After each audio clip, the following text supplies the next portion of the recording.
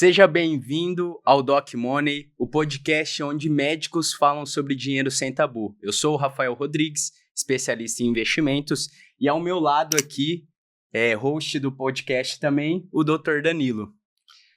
Pessoal, tudo bom? Eu sou o Danilo Guimarães. Aqui no podcast você vai encontrar dicas práticas, né, conversas sinceras e estratégias que realmente funcionam para você que vive uma vida insana da medicina e quer prosperar financeiramente. Hoje a gente está aqui com o contador Bruno Nascimento.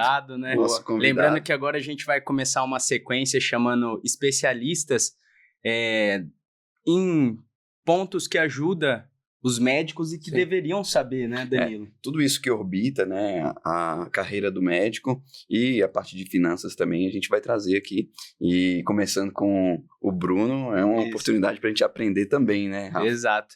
Danilo, apresenta, faz uma introdução claro, aí. Vou pegar aqui. Ele que é sócio da AJMed, né?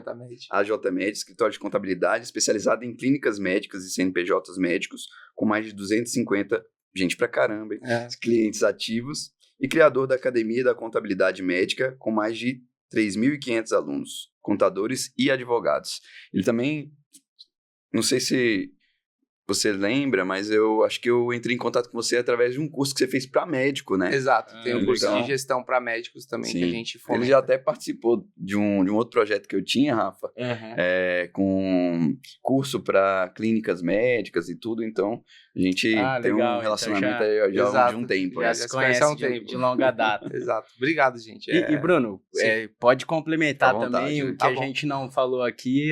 Legal. Cara, a gente trabalha basicamente, né, dentro do escritório de contabilidade AJMed, focado em clínicas médicas, CNPJs médicos. Eu falo que tá usando avental é meu cliente.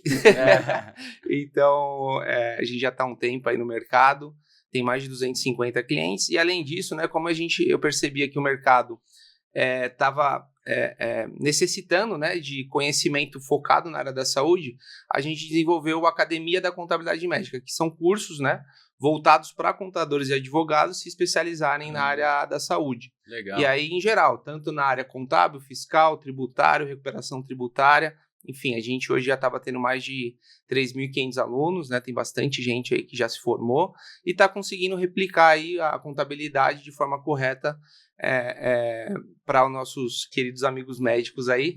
Felizmente a gente sabe, né? Assim como tem médico bom, médico ruim, tem também contador bom e contador ruim. Então a gente tenta fomentar o mercado para que todo mundo seja especializado, porque não adianta ficar esperando a Receita Federal bater na sua porta e falar: desculpa, você pagou a maior aqui X mil reais durante 5 anos, traz esse dinheiro de volta, né? Você não vai ter esqueceu, você não quer de volta, Exato, né? Você não vai ter esse convite, não. Então, a gente procura sempre fomentar o mercado para que todo mundo tenha conhecimento amplo aí e consiga replicar os cálculos de forma correta. E Bruno, conta pra gente, né? O Danilo já te conhece um pouco mais, eu também não conheço, o pessoal também não te conhece. Como que você chegou, né? Conta um pouco da sua história, como que você chegou a ser agora o Bruno especializado nessa área da saúde? Tá bom.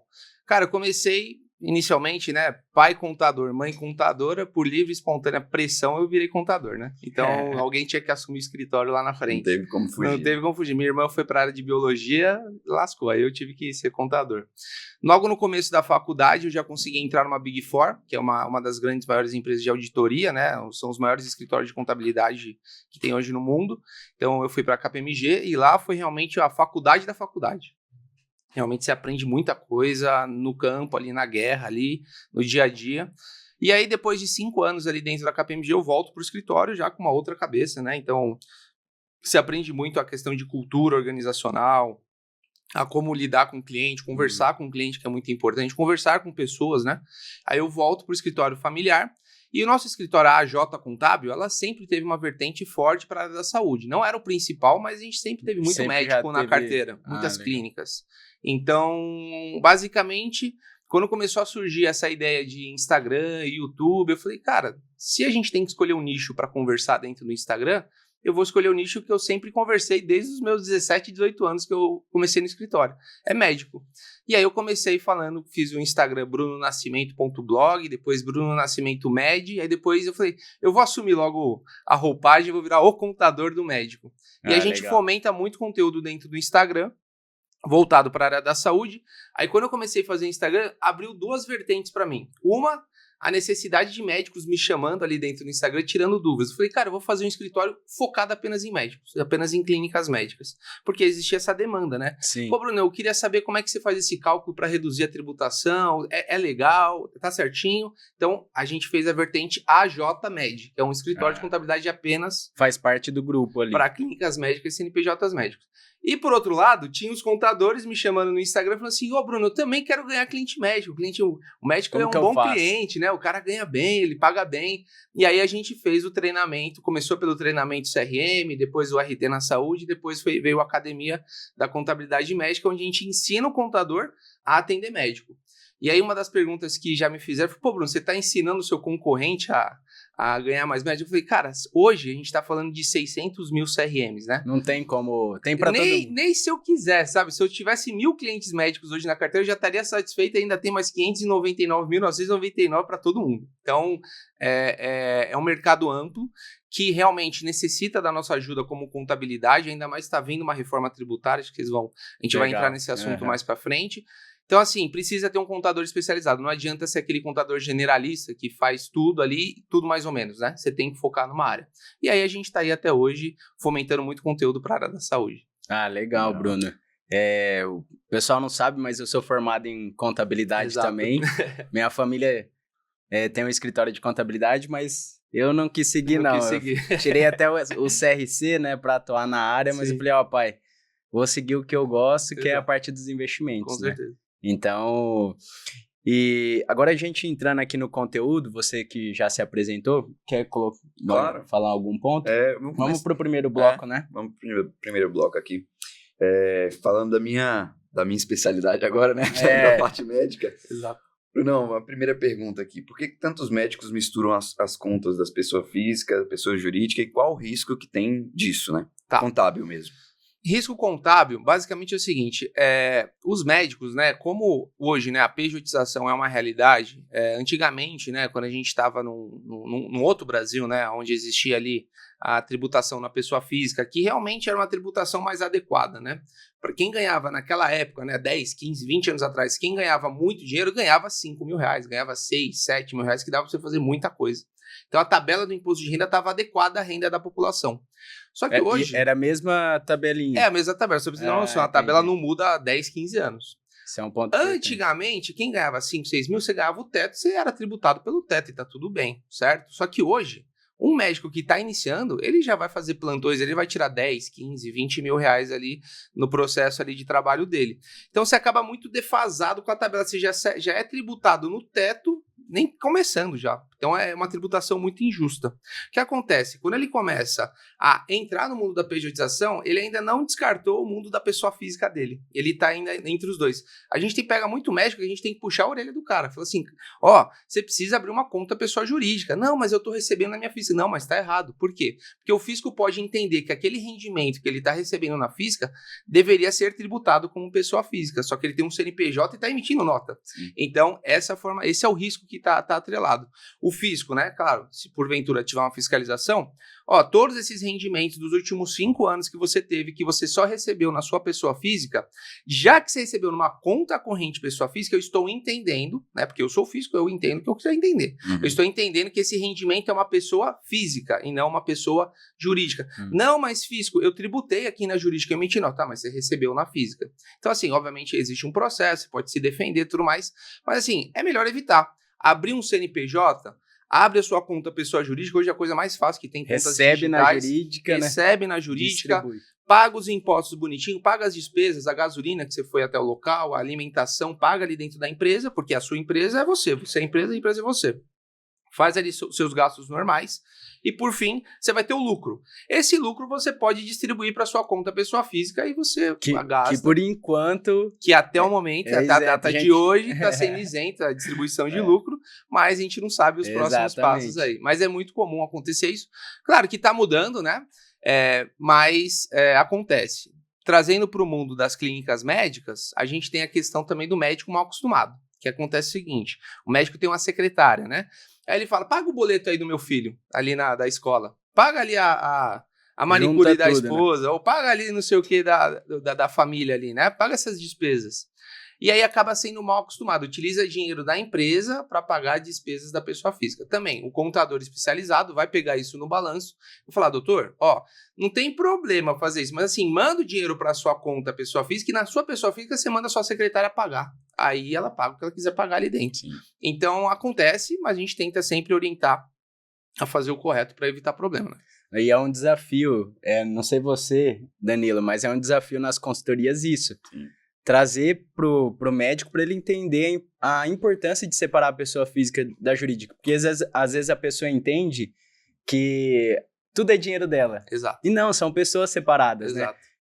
Paga as coisas da jurídica, o que sobrar você distribui na física. Exatamente. Por mais que vou ter que fazer uma retirada, faz a retirada e joga na física. Exatamente. Então, assim, é uma coisa simples, mas na prática acaba sendo difícil de fazer, né? Exatamente. Isso é muito comum acontecer, a gente sempre tenta orientar o certo, mas assim, né, querendo ou não, tem médico que o cara até hoje ele fica fazendo isso, mas a gente orienta, né? Eu pego no pé também nas consultorias para... E também porque isso, você, Rafa, ainda melhor do que ninguém, que analisa também índices, né?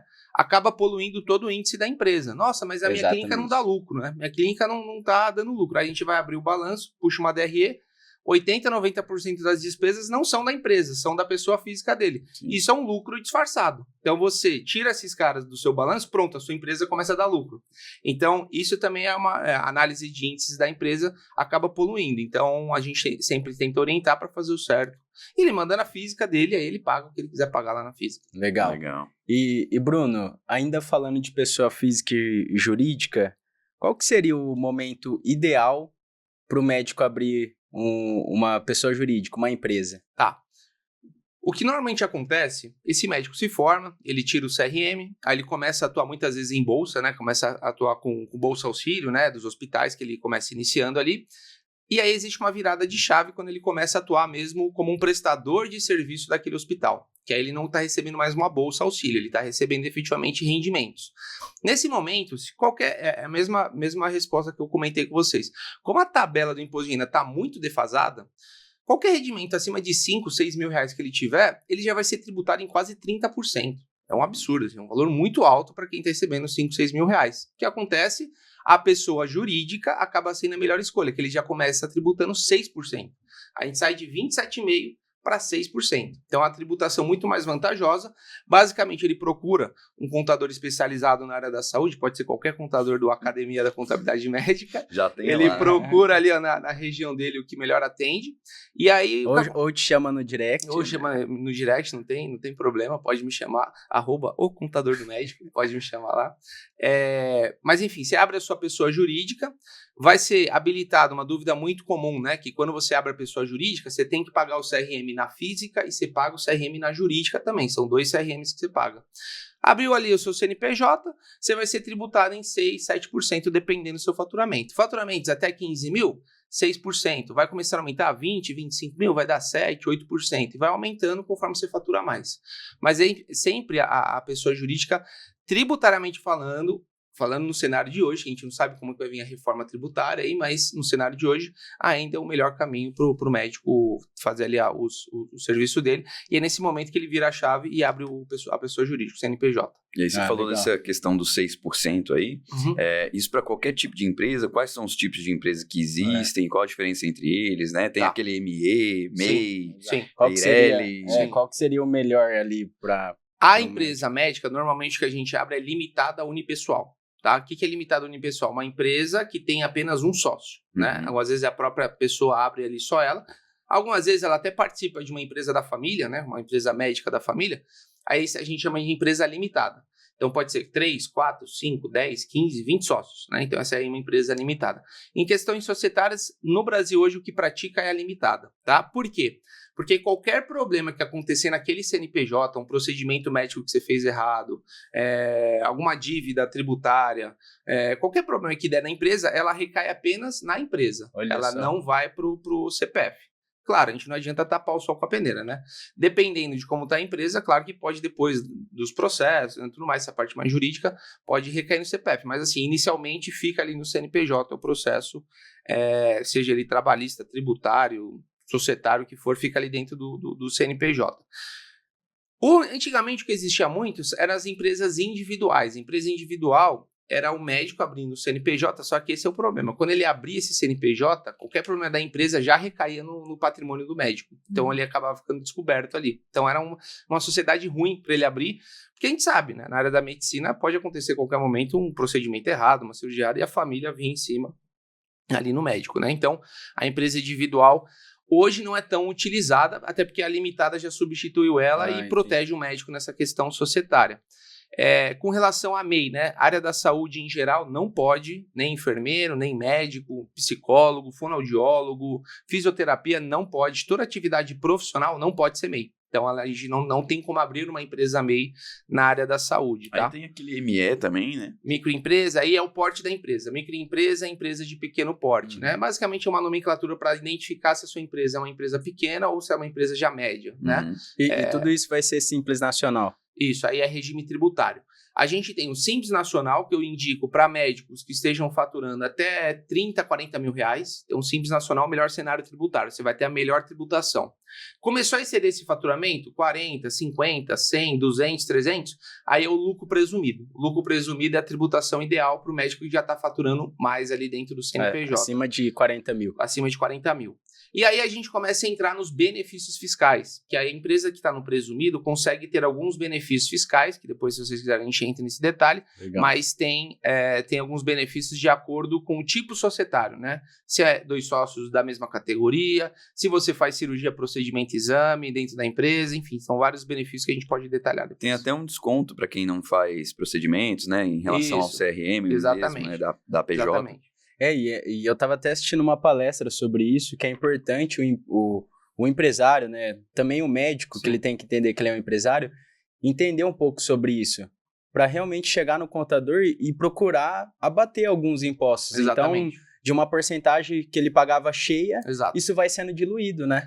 Isso é uma realidade, é o que a gente sempre tenta bater na tecla, né? Quando a gente pega algum contador que é muito generalista, ele vai fazer ali o feijão com arroz, ele vai fazer o básico. Infelizmente, até faz errado. Tem anexos, né, do Simples Nacional que a pessoa acaba tributando errado, o médico tá 10, 15 anos tributando num anexo que é errado, né? Que é diferente do que seria o correto, né? Acontece isso e a gente, através da Academia da Contabilidade Médica, a gente tenta fomentar o mercado para mostrar qual que é o certo. Só que se o médico, muitas vezes, não tem a proatividade de questionar o contador ou pedir até uma segunda opinião na área da saúde, é muito comum, né? Você vai conversar com o médico, depois conversa com outro médico para pedir uma segunda opinião. Isso deveria ser comum também no meio contábil. Não, Bruno, mas o meu contador está comigo há 15, 20 anos. Tá, tudo bem, mas pode ser 15, 20 anos errado. Sim. Não, mas eu confio nele. Então vamos precisar desconfiar do seu contador. Só que, muitas vezes, verifica uma segunda opinião. Será que está certo o que eu estou fazendo? Será que está errado? E também até com nossos amigos advogados. Tem muitos tributaristas bons aí que pode analisar a sua empresa e falar, doutor, você tem direito a um benefício que você não está se utilizando. Ou às vezes você poderia usar e reduzir 5, 6% a alíquota de imposto, né? É 5, 6% de dinheiro que volta para o seu bolso. Então, todos os meses. Então, é importante sempre você, dono do seu CNPJ, ser proativo, né? Você, médico, ser proativo de questionar também. Faz parte do jogo, né? Você está pagando uma mensalidade para 5, 6%? Abaixo, a menos. Olha só. Por exemplo, falando no mundo da equiparação hospitalar, a gente pega a clínica que está tributando 16,7%, 16,8% e traz essa clínica para tributar 9%, 10%. Então, 6% é praticamente um reinvestimento no ano da clínica inteira dele. Ele pode reformar a clínica inteira dele, pode fazer uma viagem, pode fazer o que quiser com esse dinheiro de forma legal, tudo bonitinho, tudo dentro da lei. Porque a Receita não vai chegar e falar assim, você pagou...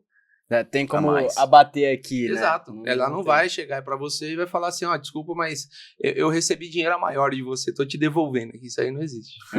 Não, legal. Nesse primeiro bloco, a gente falou um pouco de pessoa física e jurídica. Você tem mais alguma pergunta?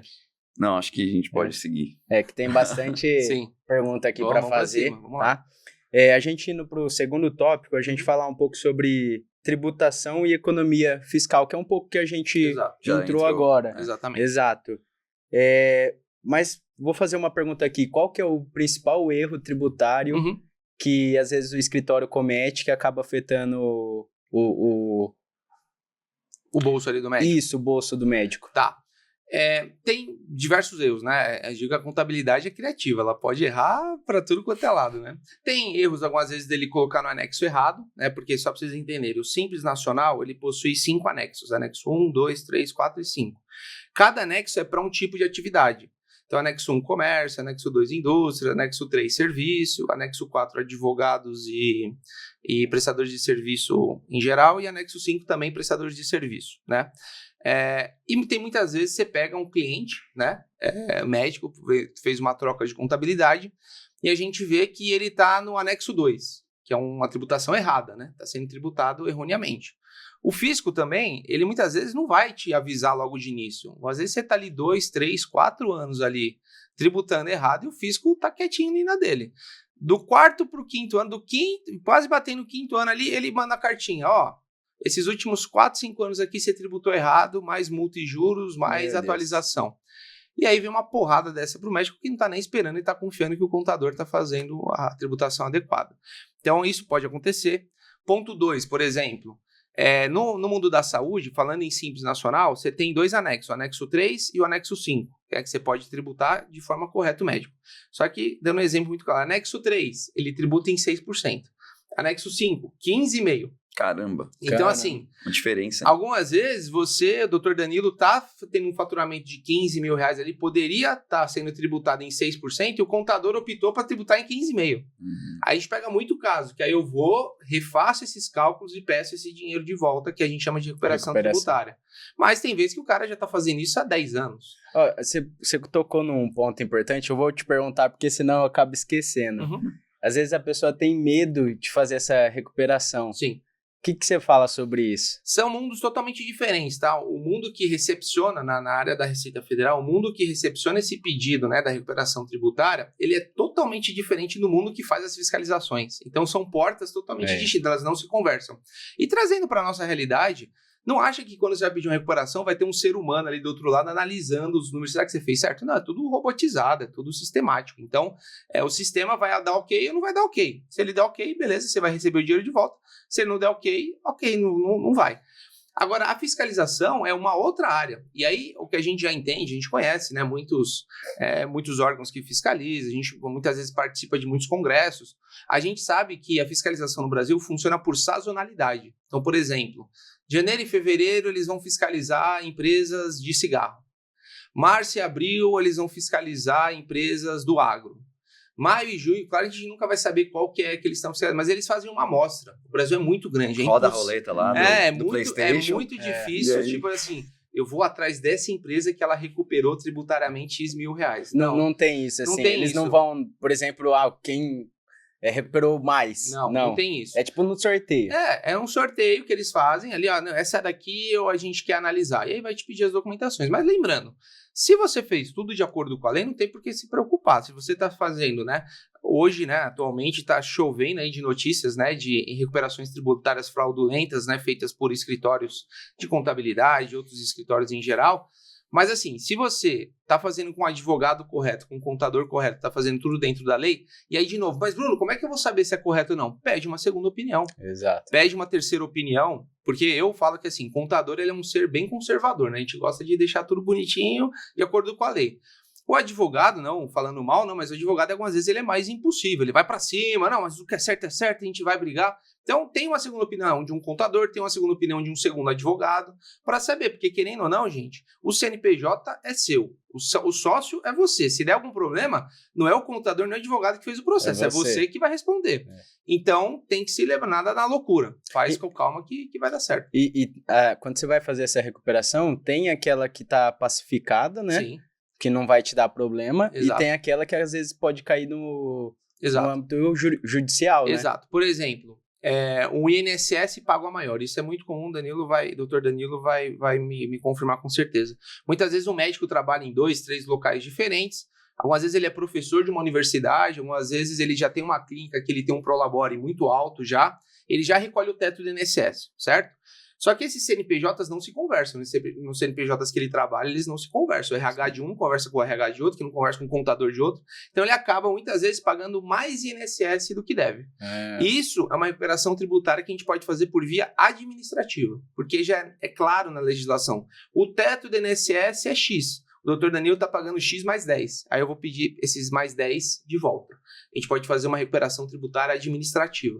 Basicamente, eu faço os cálculos, mostro que o doutor Danilo, durante X meses, pagou mais INSS e vou pedir atualizado pela Selic esses valores. E existem as famosas discussões, né, tributárias, que aí é um âmbito judicial.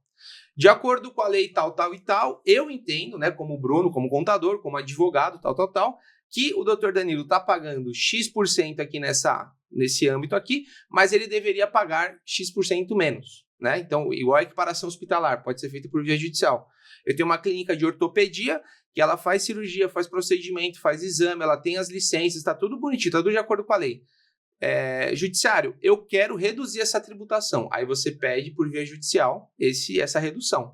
Dando tudo ok, processo deferido, aí você recupera tributariamente esses valores. Então tem essas duas vias. Mas dá para fazer tranquilo. Normal, qualquer uma das duas. Até porque o judicial pode ser que também dê indeferido. Pode ser que você não ganhe. E tudo bem, segue vida e você vai tributar do jeito que você está tributando. Mas, querendo ou não, você tentou. Entendeu? Mas o médico não precisa ficar com medo de entrar. Aí, ó. Não.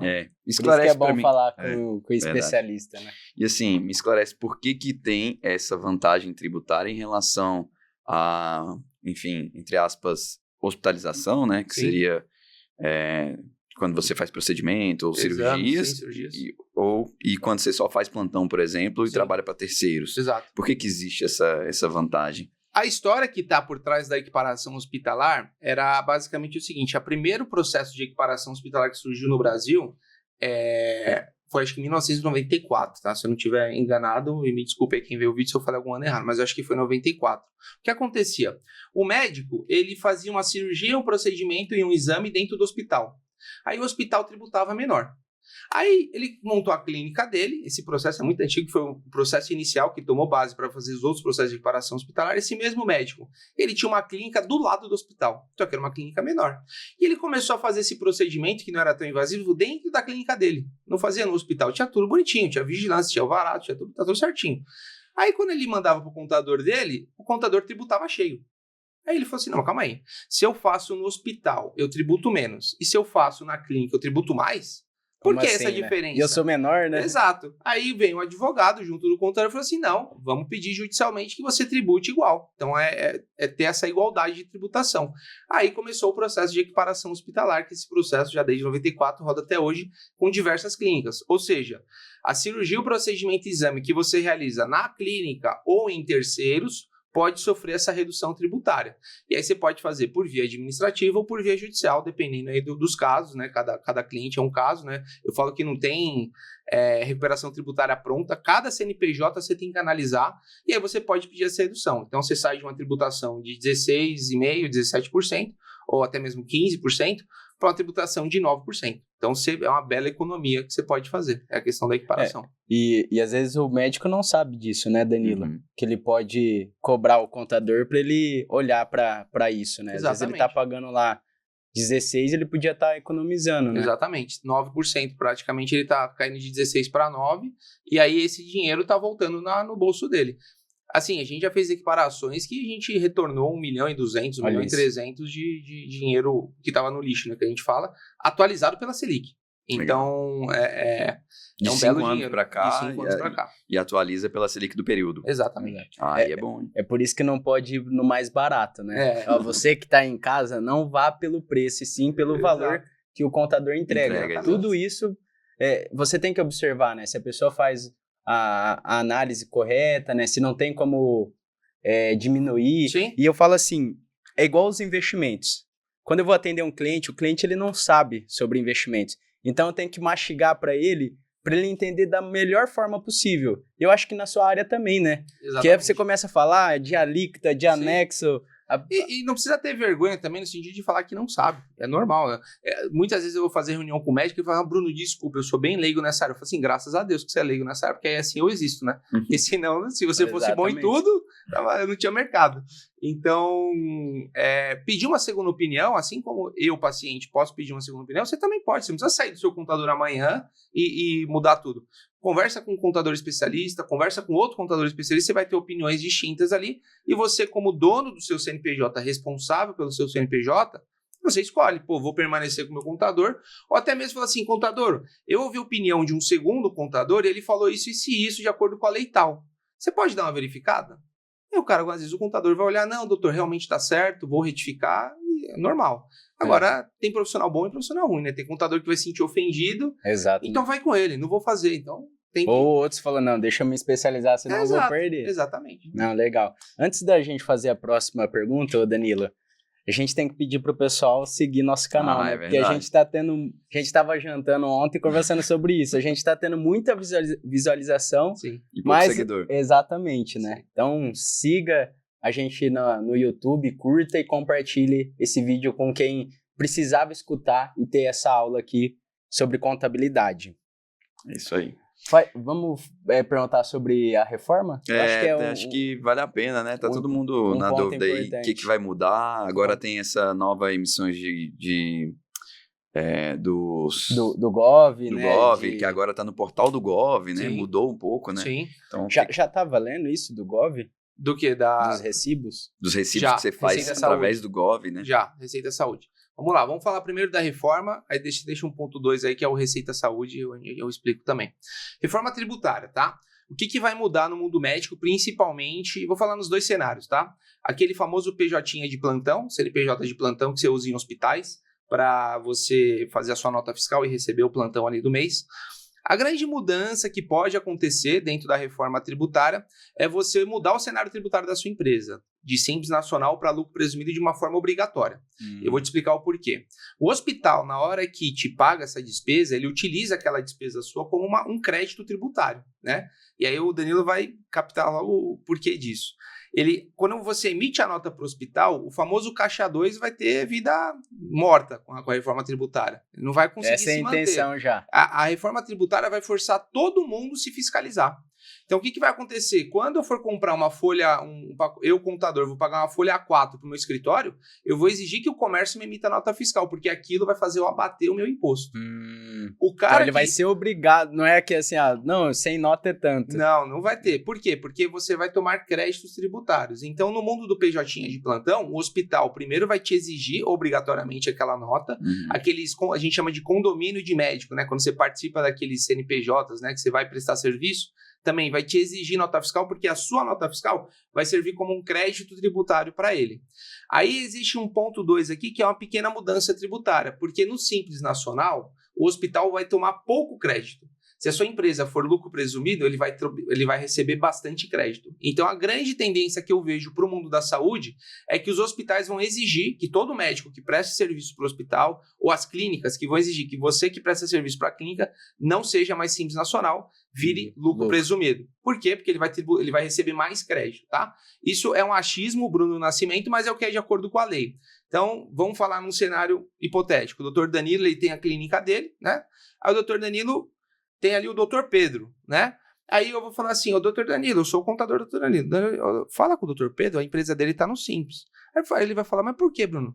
Então, no Simples, você vai tomar menos crédito tributário. Se você falar para ele virar lucro presumido, você vai tomar mais crédito tributário. O que o Dr. Danilo vai falar? Dr. Pedro, cara, pode mudar o regime tributário. Se você quiser trabalhar comigo, você vai ter que ser lucro presumido. Porque eu quero tomar mais crédito tributário. Eu não vou contratar você, eu vou contratar outro que ele é presumido. Certo? Então, essa é a primeira mudança no cenário de PJinhas de plantão que a gente fala, tá? Em clínicas médicas, né? O que muda? A clínica médica é muito acostumada a pagar por fora. Tem muita clínica médica que vai pagar um médico, paga ali o dinheiro, não pede nota, não faz nada, só paga e segue vida, né? É o famoso pagar por fora, o famoso caixa 2. O que vai acontecer? Na hora que ela pagar o Dr. Danilo, eu sou o dono da clínica, eu vou pagar o Dr. Danilo, eu vou falar, doutor, pode me emitir nota fiscal, filhão. Por quê? Porque se você não emitir nota, eu tô te pagando, não tô tomando nenhum crédito tributário. Eu quero a nota fiscal, porque eu vou mandar lá pro meu contador, vai reduzir meu imposto, certo? Então, essa mudança de mindset do dono da clínica, do dono do hospital, vai mudar toda a regra do jogo, certo? E já tá valendo? Não, vai ser a partir do ano que vem, mas é quase 10 anos para a mudança geral da reforma tributária. Tá. Então já foi aprovado para começar o ano que vem, mas aí vai ser uma mudança gradativa. Vai começar no primeiro ano ser os 2 casos, do segundo para o terceiro ano vai começar a tendenciar mais para a reforma do que para o cálculo antigo, até chegar em 2036, se eu não me engano, que aí vai ser 100% completo. Então, a mudança de relacionamento comercial vai acontecer, sabe? Os médicos... Mas hospital, o Bruno Nascimento falou que no Simples Nacional, quem fatura até 15 mil é o melhor cenário tributário. O hospital falou assim, estou cagando para a opinião do Bruno Nascimento. Eu quero que você vire lucro presumido e acabou. Se não fizer, eu vou contratar outros 599.999 médicos que tem no mercado, entendeu? Então, querendo ou não, no final é a relação comercial que define. Mas meu contador fala que tributa mais no Simples. Tudo bem, aqui você vai tributar com o presumido. Essa é a mudança para o PJ de plantão. Na clínica médica, tudo que for comprado, assim como na minha empresa, no meu escritório de contabilidade, no seu escritório de investimento, tudo que você contratar, você vai pedir nota fiscal, porque você sabe que aquela nota fiscal vai fazer seu imposto reduzir. Praticamente no final, o povo brasileiro está se autofiscalizando. Todo mundo está se autofiscalizando.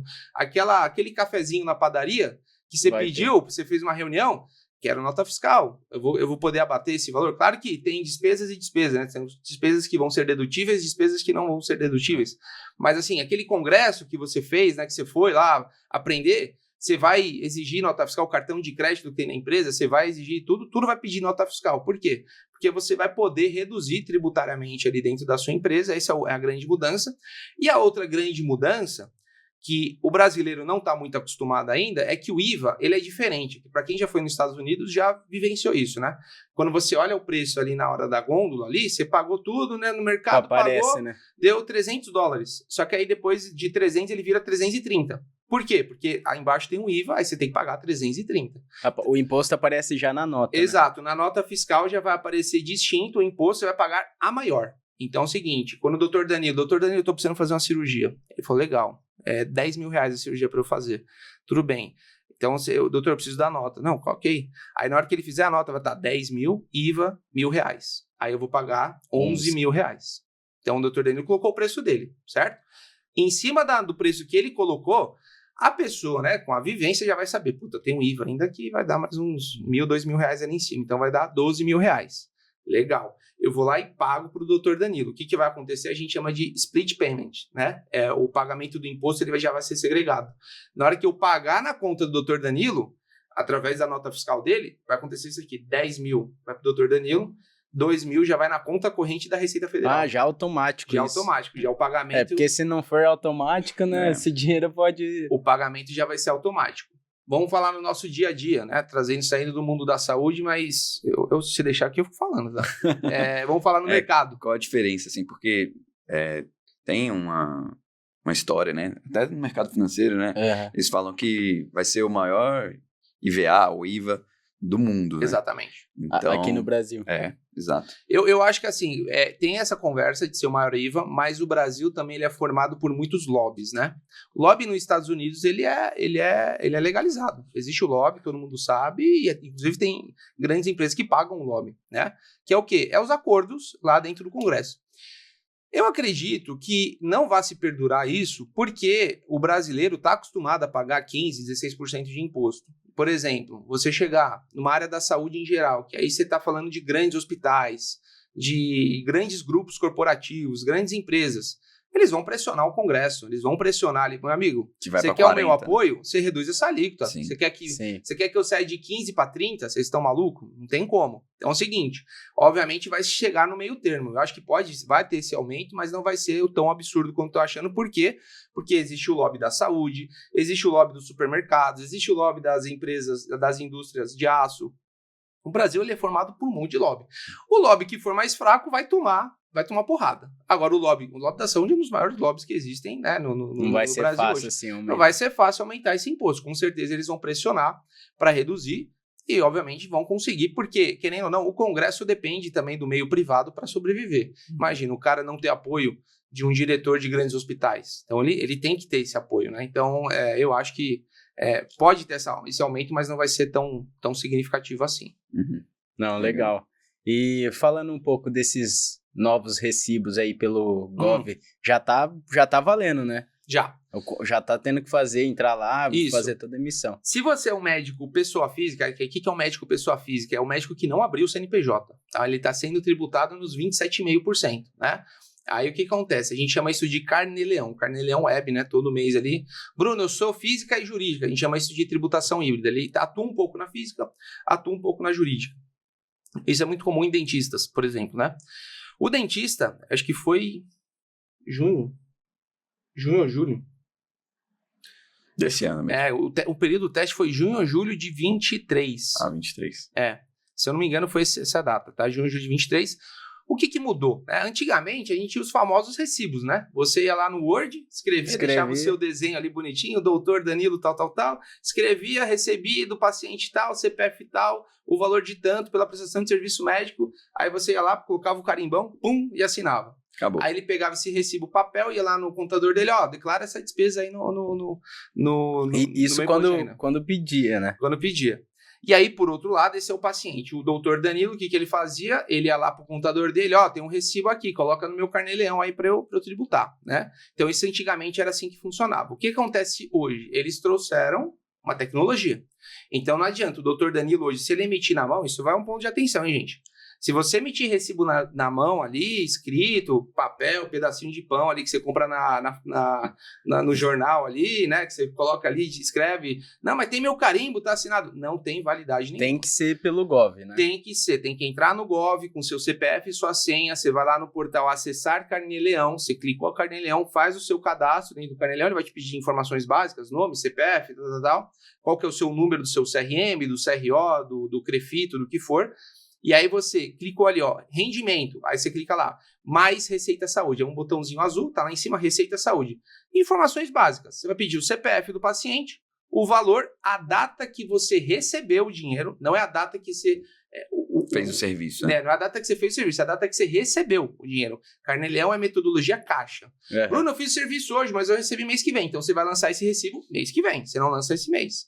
Data que você recebeu e você pode colocar um descritivo ali embaixo.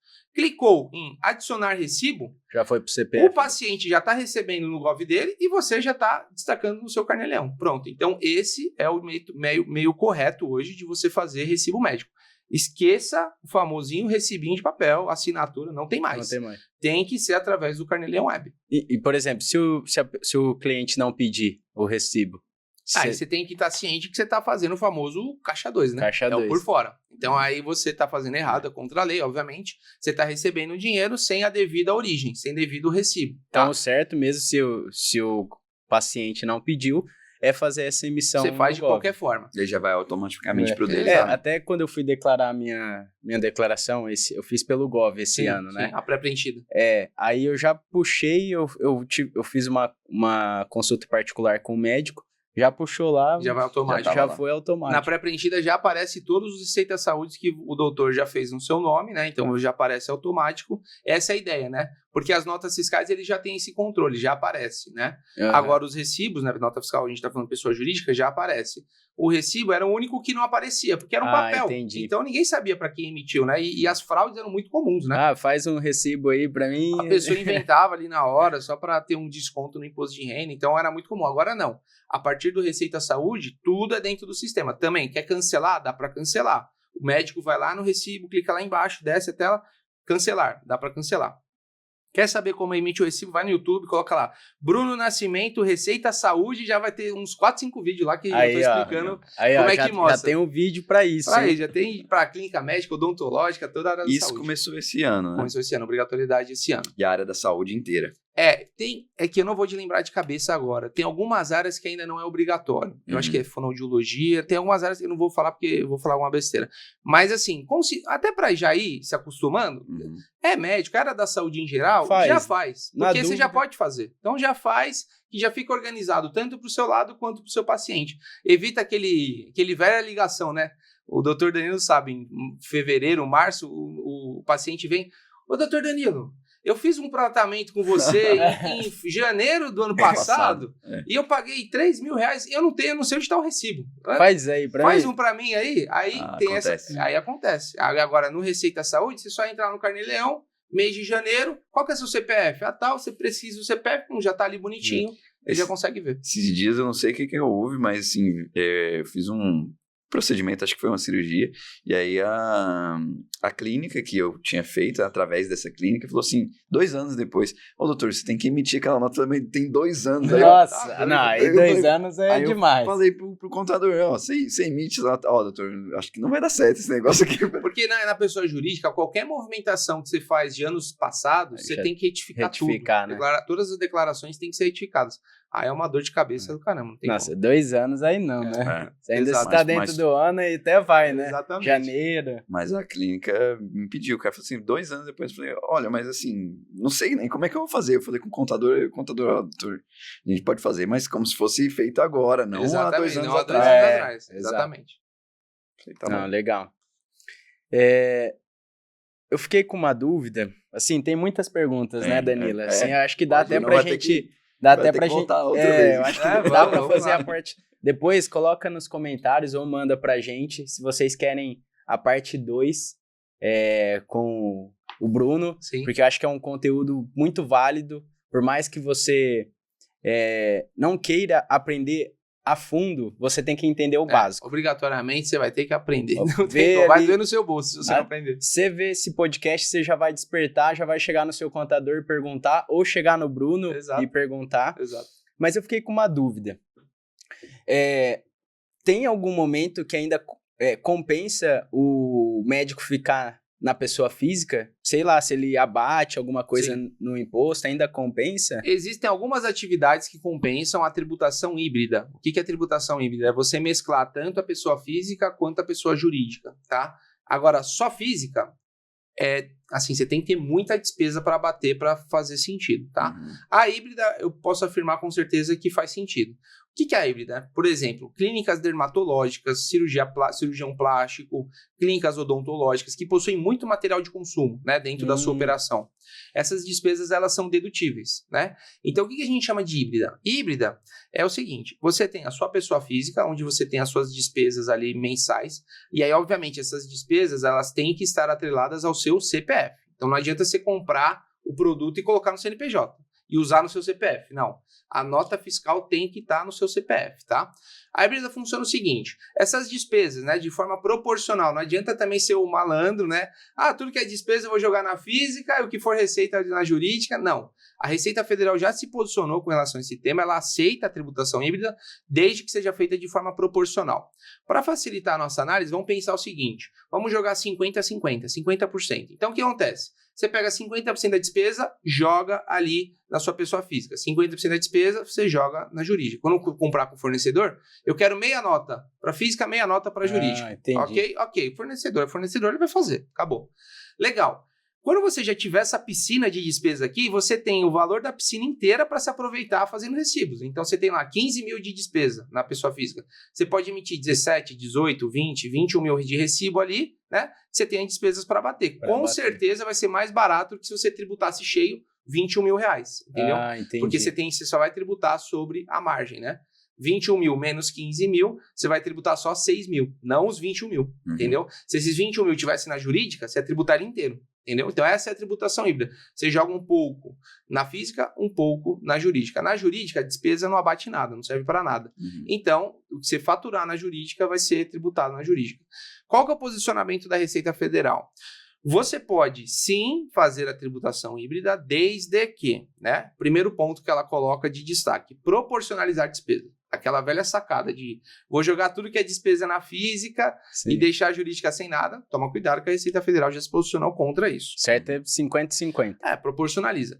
Um outro ponto que a Receita Federal comentou, você pode fazer também de acordo com o tipo de serviço que você está executando.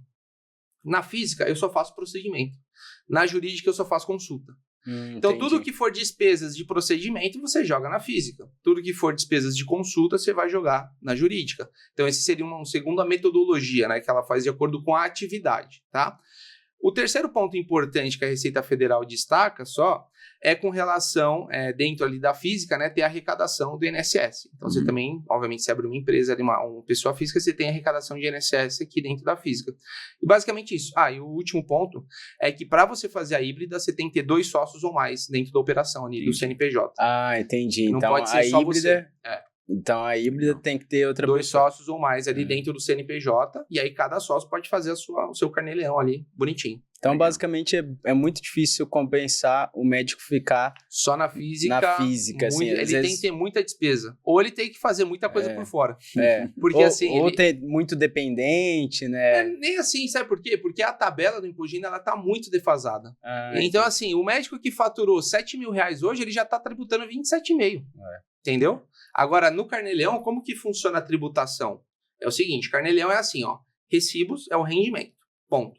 Despesas é o que vai abater o rendimento. Onde você vai ser tributado? No líquido. Faturou 10, tem 5 de despesa, você vai ter tributado sobre 5. Só, acabou. Igual os investimentos lá fora, né? Você abate. Você pode abater. Então, assim, se ele tem muito rendimento, né?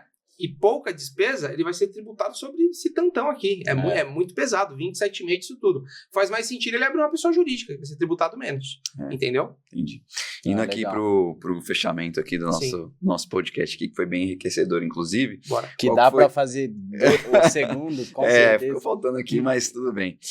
Qual foi o maior perrengue, assim, que você já viu um médico passar, assim, um caso mais difícil, assim, que você já atendeu no seu consultório de contabilidade? O que assim, você já viu de mais absurdo, assim, até para exemplificar pra gente, para que um médico que esteja ouvindo não passe por isso? Assim, a relação médica, né, em clínicas médicas, o doutor Danilo acho que vai me confirmar, é uma relação, querendo ou não, de trabalho ali, né? E muitas vezes você acaba confundindo o trabalho com coleguismo, com confiança que você tem naquele médico. E é muito comum, assim, a gente pegar clínicas médicas com faturamento muito altos, 300 mil, 400 mil, 500 mil, e muitas vezes ela repassa o dinheiro pro médico, mas não desconta o imposto dele. Aí o médico tá felizão da vida, que ele tá recebendo o valor cheio, né? E a clínica me liga e fala, Bruno, não é possível. O médico que trabalha para mim tá sorrindo mais que eu. Eu sou dono da clínica aqui e o cara ganha mais dinheiro que eu. Aí eu vou analisar os balanços, analisar o DRE.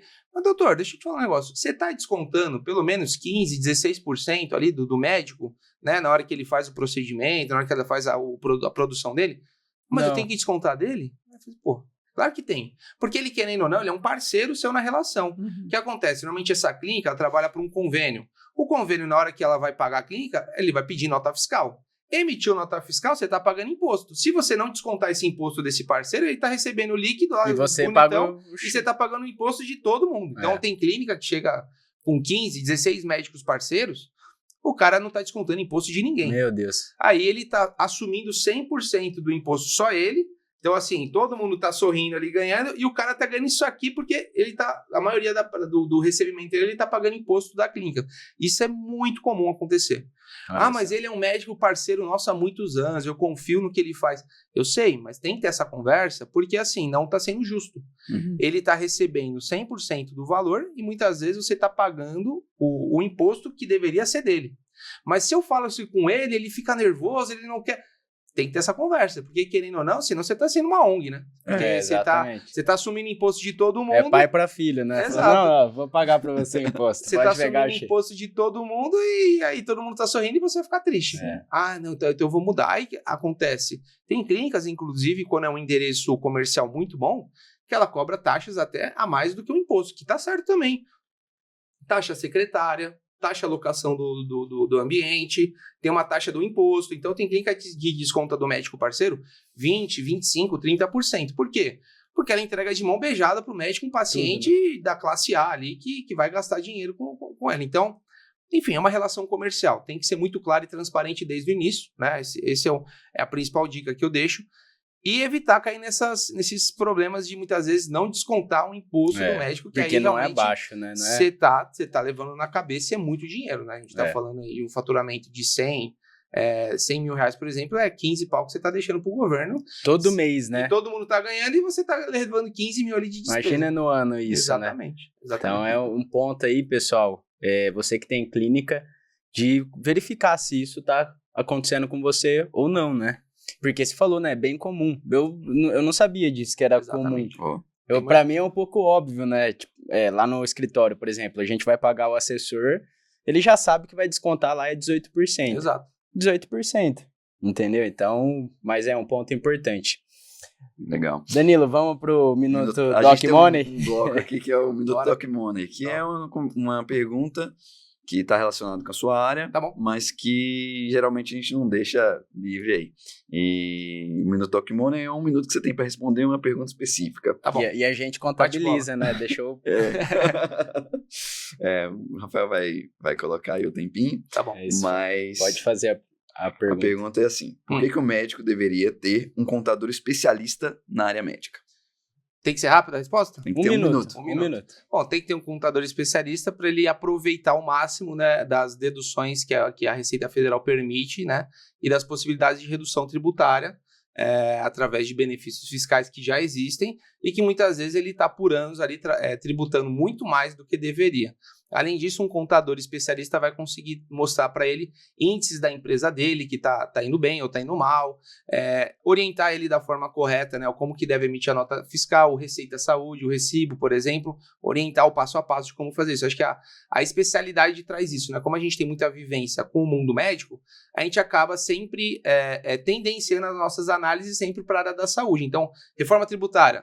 Eu já estou estudando o que a reforma tributária vai impactar no mundo da saúde. Então, muitas vezes, o conhecimento que eu tenho, um contador generalista, ele está pensando no mercado, na indústria, na farmácia. Muita coisa. Muita coisa. Então, a gente, quando é especialista, você acaba focando no nicho e tem mais diferenciais. Boa. Um minuto? Um minuto certinho. E, Brunão, puxando o gancho aqui, como é que faz para esse médico te encontrar nas redes sociais, para entrar em contato com você e ver se pegar uma segunda opinião, sim, ou pegar a sua especialidade em relação à área médica e conseguir ali ter essa supervisão por você, ou pelo, sim, seu grupo, ou pelo seu escritório? Não sei se você também faz alguma consultoria, alguma análise antes. Sim. Então, fala aqui para a câmera. Para quem não me conhece ainda, eu sou Bruno Nascimento. Você vai lá no meu Instagram, @ocontadordomédico. Você digitou o Contador do Médico, vai aparecer minha foto lá. Pode me seguir, me chama lá no Instagram, nas mensagens. Eu respondo todo mundo. Tem muito conteúdo no YouTube, né? O YouTube é legal porque ele consegue te fazer um conteúdo mais picadinho, assim, uma coisa mais completa. Então, se você pesquisar qualquer dúvida na área da saúde, colocar Bruno Nascimento do lado, vai ter algum vídeo meu. Se não tiver, me manda lá no Instagram. Bruno, faz um vídeo sobre tal tema. A gente faz também. A ideia é sempre fomentar. Precisou, vai lá no site também, ajmed.com.br, ajmed.com.br. Você vai achar lá, tem um botãozinho do WhatsApp, chama a nossa equipe e marca uma consultoria comigo ali ao vivo. A gente abre a câmera do Zoom ali do Google Meet, tira todas as dúvidas. Se você achar que faz sentido, bora para jogo. Se não achar que faz sentido, continuar contador também, não tem problema. A gente está aqui para servir. Maravilha. Muito obrigado, Bruno. Tem que só agradecer, né? Isso, que vocês que estão em casa aqui, peguem esse conteúdo, compartilha e principalmente, se quiser um segundo episódio, bora. Já tá aceito. Segue o canal também, né? Isso, segue o canal, gente. Precisando de seguidor aí, que vocês estão assistindo e não estão seguindo. Exatamente. É isso aí. Porque cuidar da sua saúde também porque cuidar do seu dinheiro também é cuidar da sua saúde. Até a próxima, pessoal. É isso aí, pessoal. Muito obrigado e até o próximo episódio do Doc Money. Valeu. Tchau, tchau.